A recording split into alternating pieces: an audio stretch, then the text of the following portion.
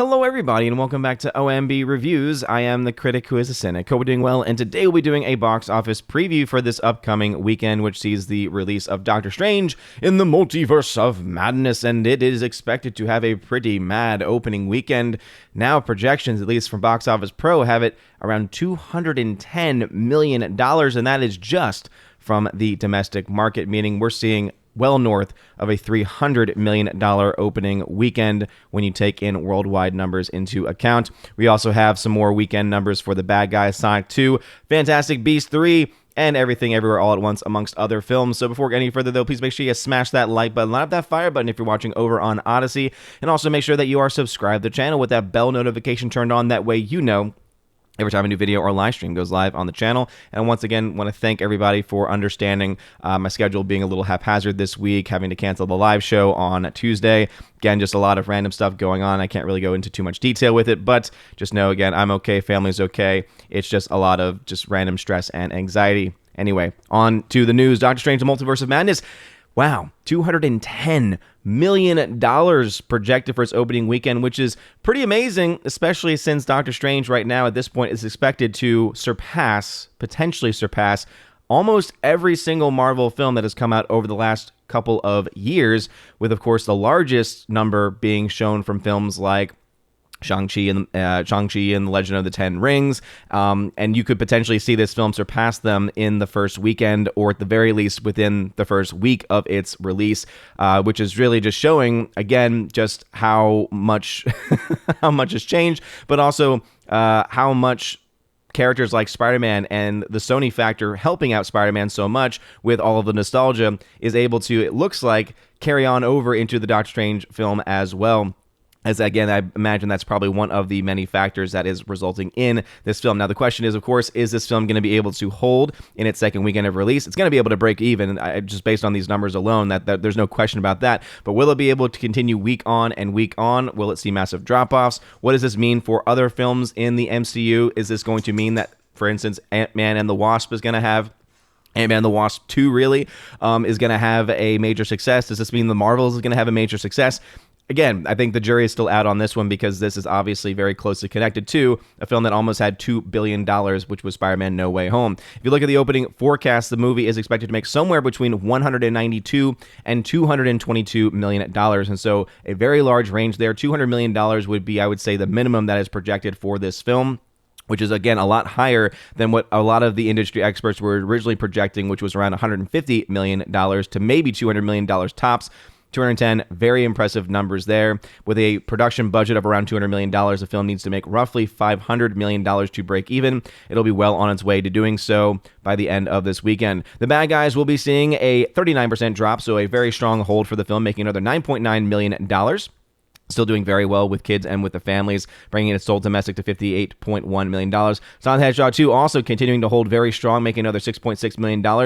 All the while, Fantastic Beasts 3, The Secrets of Dumbledore, has expected to have around a 60% drop, and that was something I was saying to look for this weekend, because this, as far as demographics are concerned, as far as just the age range is concerned, is a lot more likely to be similar to the audience. Again, not necessarily to the exact moviegoer. I'm not saying fans of Fantastic Beasts are also fans of Doctor Strange, but I definitely think that there's some correlation that can be seen between the two as far as the age range is concerned. So I'm not surprised that this film is seeing a much bigger hit versus films like The Bad Guys and Sonic, which are definitely much more geared towards the younger crowd. So having this drop another 60% continues to show why Fantastic Beasts is really just, again, an ultimate failure domestically. And do not be surprised if you see similar drop-offs in the international market, which was the only saving grace for the film. And I think that will begin to show why I think that the film will end up being a pretty massive flop as far as the amount of money that it is going to lose. Everything Everywhere All at Once is also continuing to stick around, so not nearly as impressive. It actually went up last weekend, so there is actually finally going to be a drop-off this weekend, but it looks like it's because it's dropping out of some theaters, and also because this film, I think, it's already made more than what it probably should have made with the release schedule it had. The film is fantastic. I highly recommend it. If it's available in one of the theaters near you, go see it, because it's really great.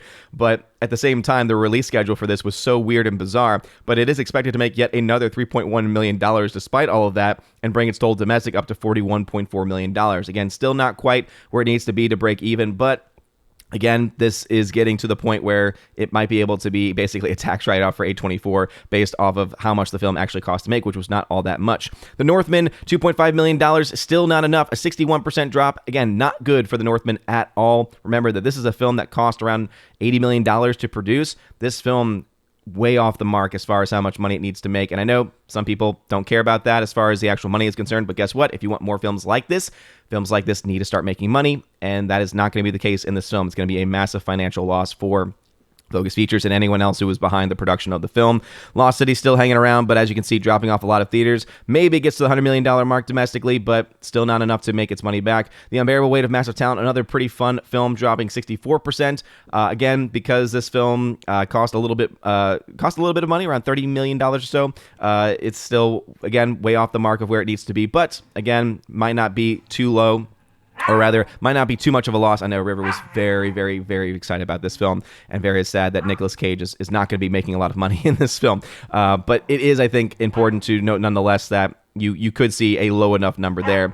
The new film from last week, Memory, dropping 58% to make $1.3 million for a total domestic of 5.4. And I imagine that this will be dropping out of theaters starting next week because typically studios have in their theaters 2 weeks guaranteed, and then that's when they start to pull things out, especially if films begin to lose money. And Father Stu, the last one, not expected to make $1 million this weekend. And again, no budget was release of this film as of last time I checked, and so I imagine that has still remained true. I'll go ahead and try and pull up the wiki and see if there's anything. Nope. Still no domestic, still no production budget for the film, so I cannot say whether or not this film is a success or not. Again, I can't imagine that it costs a lot of money, but even at $19.3 million, even if it cost around $10 to $15 million, that still would not necessarily be enough for it to actually hit the official break-even point based on current standards. But of course, the big news, Doctor Strange: The Multiverse of Madness, $210 million. I believe that this number is absolutely going to be matched, or is going to be very close to being matched, just based off of my own local theaters, looking at the ones that have reserved seating. Pretty much all of them are either close to sold out or are sold out. There's tons of showings for it, and whenever you see that typically happen, normally that means that you're going to see a pretty massive amount of people. Very similar to what I saw with Spider-Man No Way Home, with, again, a lot of seats being sold for that film too. So it would not surprise me one bit for this film to reach similar levels of success. And to keep in mind that for my market, the Chattanooga market, it is not a major movie-going market. And so for this film to be doing this, it means that the normies are going out to see this film. And again, because really my market around me is less so moviegoers, movie fans, other types of people. It's more so the general moviegoer, right? The general normie audience. And so the normies are excited in my area. It sounds like the normies are going to be excited everywhere. And we all know that when the normies get excited for movies, lots of money can indeed be made. But what are y'all's thoughts? Do you think that Doctor Strange and the Multiverse of Madness is going to make over $200 million just domestically this weekend? The last projection from Deadline said that they expect the international market to be around $130 million or so. So if that holds, then we're looking at possibly even a $350 million opening weekend for this movie, which would put, again, well on its way to a break even, probably getting to $500 million by the second weekend of its release, meaning that the film reaching $1 billion, I would say, is pretty likely, pretty strong. It just depends on how much money it makes in these different markets. But let me know your thoughts about that. What are your thoughts about Doctor Strange? Again, I'll have some thoughts probably this evening after recording a review once I get out of the theater, and I'll let y'all know exactly what goes on, how much the MCU is felt within the film, and whether Sam Raimi, because really that's like the main reason why I'm even considering going, is because Sam Raimi is behind the director's chair, and I want to see, is this going to be Sam Raimi 2002, or is this going to be Sam Raimi 2007? Both are very, very different. Anyway, let me know your thoughts in the comment section down below. If you like this video, smash that like button, that fire button on Odyssey. Y'all all amazing and beautiful people. Hope you all have a wonderful rest of your day. And as always, God bless.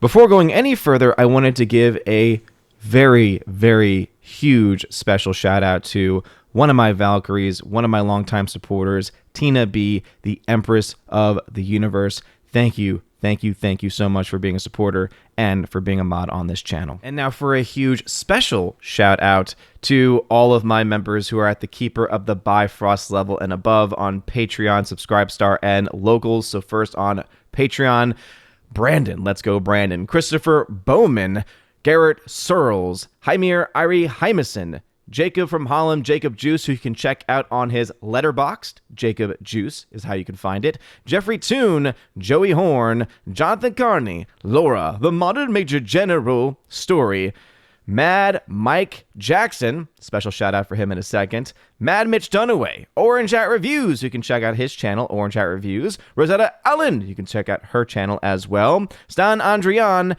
and Miss Martin Muses, who also has a YouTube channel, and a special shout out, as I mentioned, to Jacob Juice from Holland, again, letterboxd.com/Jacob Juice for more information about him, and a special shout out to my members over on Subscribestar, Matt 317, Storm Tracker, The R, Fast Reaction, Mr. Roy, J-Rod, the Beer Guru, and ZK Man. Thank y'all very much for supporting on Subscribestar. And to two of the members who are supporting me over on Locals, who asked for special shout-outs. First off, Minnesota hockey fan.